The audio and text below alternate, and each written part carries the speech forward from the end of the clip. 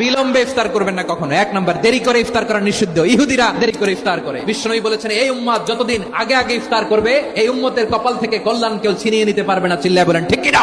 আজানের জন্য বসে থাকবেন না, সময় দেখবেন। স্থানীয় সময় যখন সূর্যাস্ত হওয়া মাত্রই বিসমিল্লাহ, খেজুর খেয়ে ফেলবো। 2 নাম্বার, রমাদানের পবিত্রতা বজায় রাখবো। কোনো তর্ক বিতর্ক অশ্লীলতায় আমরা জড়াবো না, ঝগড়া করবো না, সরাসরিও না, ফেসবুকেও না। তালি দিলে বলবেন ইন্নী ইমরুউন সায়েম, আমি রোজাদার। ব্যাড হ্যাবিট থাকলে রমাদানে এটা ছাড়ার মহা সুযোগ। 3 নাম্বার, আমরা মিথ্যা বলবো না। বিশ্বনবী বলেন, যে রমজানে মিথ্যা কথা, মিথ্যা কাজ, মিথ্যা সাক্ষী ছাড়তে পারে নাই, তার না খেয়ে থাকা, উপবাস থাকা দিয়ে আল্লাহর কিছু যায় আসে না। 4 নাম্বার, অপচয় করবো না।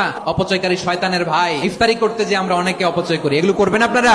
5 নাম্বারে, রিয়া, লোক দেখানো ইবাদত আমরা করব। লোক দেখানোর জন্য নামাজ, রোজা, জিকির, তেলাওয়াত, দান সদকা এগুলো করলে আল্লাহর দরবারে এগুলো কবুল হবে।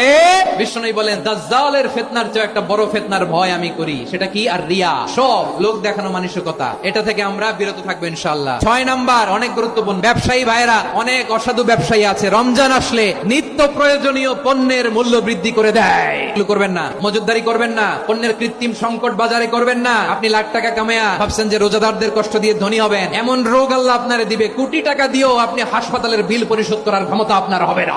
নিত্য প্রয়োজনীয় পণ্যের মূল্য বৃদ্ধি করা হারাম, পণ্যের কৃত্রিম সংকট তৈরি করা হারাম, মজুদদারি করা হারাম, রোজাদারদেরকে কষ্ট দেয়া হারাম। এটা করবেন না। 7 নম্বরে সর্বশেষ কথা, অধীনস্থ যারা আছে তাদের কাজের চাপ আপনারা কমিয়ে দিবেন। কাজের লোক, ফ্যাক্টরির ওয়ার্কার, তাদের প্রতি যদি রহম করেন, আপনার উপর রহম করবে কে?